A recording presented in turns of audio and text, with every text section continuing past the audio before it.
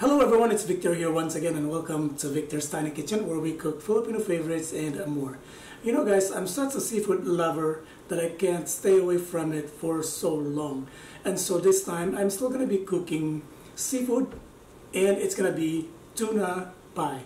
Actually, it's a crispy tuna pie and this is going to be delicious. It's going to be so flaky and so crispy and I'm excited. I hope you are. So let's get started. So I will begin by starting my cooktop here. Once the pan is hot, you can now put in your butter. I'm using 2 tablespoons of butter here. Then you have to melt your butter. And once your butter is melted, you can now add in your onion. So it's 1 small onion that I have minced up. And now you can add your minced garlic, about 2 tablespoons.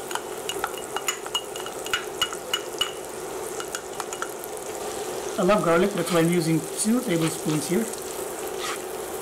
We will let our garlic and onions sweat here. Get that beautiful aroma to come out. And then you can add your breadcrumbs. This is seasoned breadcrumbs, by the way. Give it a mix. If you have unseasoned breadcrumbs or maybe panko, you can use them as well. But this is what I got here. So this is what I'm using. So once you've added your breadcrumbs, you can now add in your milk. Just gradually. This is about 1 cup of milk. And then just keep on stirring your mixture. Just keep adding your milk. If you see that your mixture is getting dry. And what we're trying to achieve here is for our mixture to be creamy. So it's getting dry right now, so I'm going to pour all the rest of the milk into this mixture. And I'm just going to continue to stir it until we achieve the creamy consistency that we're looking for. So this is creamy. So now I'm going to add in my beautiful tuna here. It's about 360 grams of drained flake tuna. And you can buy this from your favorite supermarket. Give it a mix. And you have to break up those big chunks. Just break them up slightly.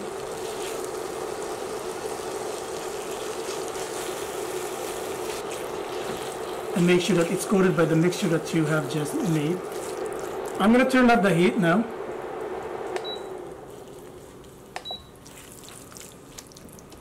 And then to this I'm going to add my green peas. About 3/4 cup of green peas. And about 3/4 cup of corn kernels. And I love capers, so I'm going to add about 2 tablespoons of it. Give it a mix. And finally, I'm going to grate my marble cheddar cheese here. You can put as much as you want. And by the way, you can use any cheddar cheese or any cheese that you have. And any amount to your liking as well. It's good. And I can give it a good mix. Just slowly mix them well. And then you can taste it if you're missing salt. I'm missing just a little bit of salt here, so I'm just going to add about a pinch. Give it another mix. So I let it cool down right now and set it aside. Hi guys, I'm back here and I have just finished making my filling. I'm letting this cool down right now and I'm setting this aside. And we're getting ready with our puff pastry. Let me make mention here guys, I'm not promoting this brand here. It's called Tender Flake Puff Pastry. I like this brand here because it uses simple ingredients. There's no artificial ingredients being used in this one. And so it's kind of healthy. So I just bought this from the grocery store close by. And what I'm doing here is I'm gonna flour up my board here.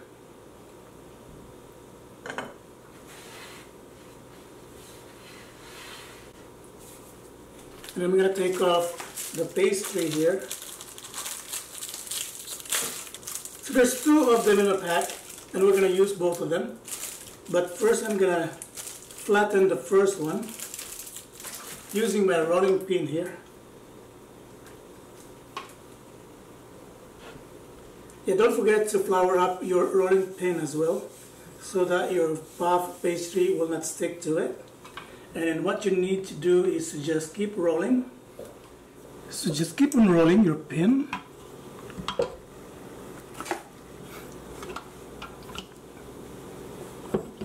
And you can flatten this, guys, according to the thickness of your liking.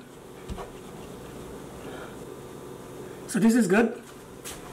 Now I'm going to take my dough cutter and cut this into 3 equal sizes.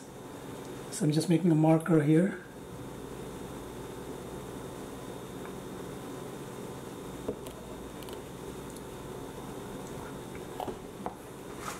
That's done. And then what I'm going to do right now is to place my tuna mixture here. You can put as much as you want, for as long as you don't break your puff pastry. I think that's good. And now you can just pull one end, and then once you have closed it up, you can pinch the edges with your fork like this. And it doesn't have to be perfect, just make sure that it's closed up.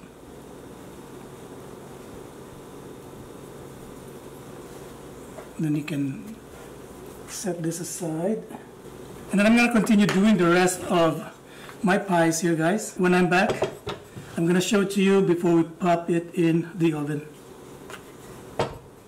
Hi guys, I'm back here and I have just finished filling my puff flakes with a tuna filling. And before we pop this in the oven, we are going to make our egg wash. This is just a combination of 1 egg and about 2 tablespoons of milk. So I'm just beating it right now. So once you've made your egg wash, you can get a brush like this one and then brush each one of your tuna pies. And this way we are sure that our tuna pies are going to be shiny and brown, golden brown in color when we finish baking it. So I'm just going to continue on with the rest of them. And once I'm done, I'm going to be back and show you when we pop it in the oven. Hi guys, I'm back here and now ready to pop in my tuna pies in the oven. And I've set up my oven at 400 degrees Fahrenheit. And we're going to bake it for 40 to 45 minutes.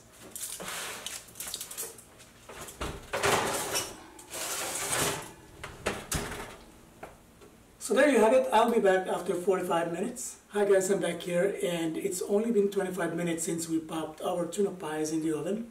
But then when I check on them in the window here, it's already brown. That means the puff flakes are already cooked. And that's what matters because the filling was already cooked prior. So we'll go take it off the oven right now.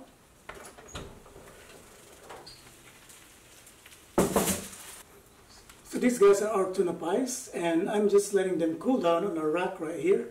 And once it's cooled down, I'm going to taste it and I'm going to show it to you. Hi guys, finally our tuna pies are already baked. It's already cooked and it's ready for me to taste it. But let me make mention here that I bake it only for 25 minutes at 350 degrees Fahrenheit. I changed the temperature from the initial 400 and then also the cooking time from 40 to 25 because it cooked fast. Anyways, the filling was already cooked prior and we only had to bake the puff flakes, you know, to cook it. I'm going to taste it right now.